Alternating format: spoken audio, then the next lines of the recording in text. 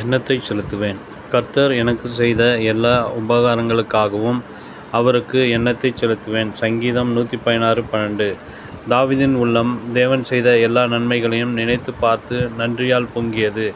இவ்வளவாய் உயர்த்தின கர்த்தரை துதித்து மகிழ வேண்டும் என்றும் ஆர்வம் அவருடைய உள்ளத்தில் இருந்தது. மட்டுமல்ல, தன்னிடத்தில் அன்பு செலுத்தின கர்த்தருக்கு தன்னால் முடிந்தவரை கொடுக்க வேண்டும் என்றும், தன்னுடைய செல்வம் அனைத்தும் தேவனுடைய பரிசுத்தவான்களுக்கு பயன்பட வேண்டும் என்றும் அவருடைய உள்ளம் எண்ணியது. இந்த பூமியிலே நமக்கு கிடைத்திருக்கிற ஒரு பெரிய பாக்கியம் கர்த்தருக்கென்று கொடுப்பதுதான். நாம் கர்த்தருக்கு கொடுக்கும்போது கர்த்தருடைய உள்ளம் மகிழ்ந்து களிகூறுகிறது, நம்முடைய உள்ளமும் மகிழ்ந்து களிகூறுகிறது. ஒரு விசை என்னுடைய தகப்பனார் நாகர்கோயிலில் நடைபெற்ற ஆவிக்குரிய கூட்டங்களுக்கு சென்றபோது அந்த கூட்டங்களின் செலவை ஒரு அருமை குடும்பத்தினர் மகிழ்ச்சியோடு ஏற்றுக்கொண்டார்கள். அதை குறித்து அவர் விசாரித்த போது அந்த சகோதரி, ஐயா, நான் ஒரு நாள் தன் ஜீவனத்துக்கு மாத்திரமே இருந்த 2 காசுகளை காணிக்கை பெட்டியில் போட்ட அந்த விதவை குறித்து தியானித்தேன்.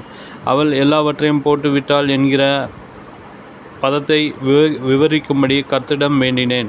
கர்த்தர் அதற்கு என்னிடத்தில், உன்னுடைய சொத்துக்களில் வருகிற வருமானத்தை கர்த்தருடைய ஊழியத்துக்கு கொடு, அதன் மூலம் சுவிசேஷம் அறிவிக்கப்படட்டும் என்று பேசினார்.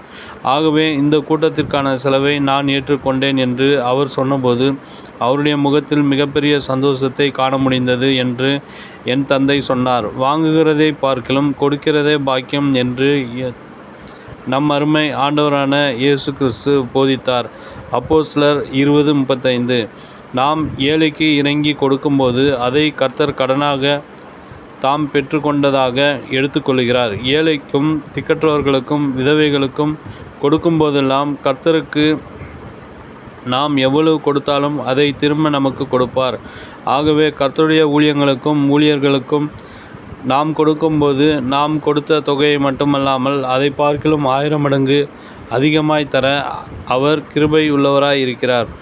வானத்தின் பலகணிகளை திறப்பேன் என்று அவர் வாக்குத்தத்தம் பண்ணியிருக்கிறாரே. நீங்கள் உயர வேண்டுமா?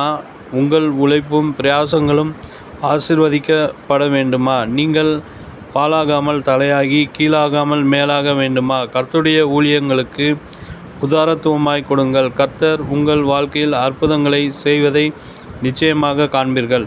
தேவ பிள்ளைகளே, கர்த்தருக்கு கொடுக்கும்போதெல்லாம் பணத்தை மாத்திரமல்ல, உங்களுடைய தாளந்துகளையும் திறமைகளையும் நேரங்களையும் உங்களையும் கூட அர்ப்பணிக்க வேண்டும். நினைவிற்கு, நான் வானத்தின் பலகணிகளை திறந்து இடம் கொள்ளாத போக மட்டும் உங்கள் மேல் ஆசீர்வாதத்தை வர்ஷிக்க பண்ண மாட்டேனோ என்று, அதனால் என்னை சோதித்து பாருங்கள் என்று சேனைகளின் கர்த்தர் சொல்லுகிறார். மல்கியா 3:10.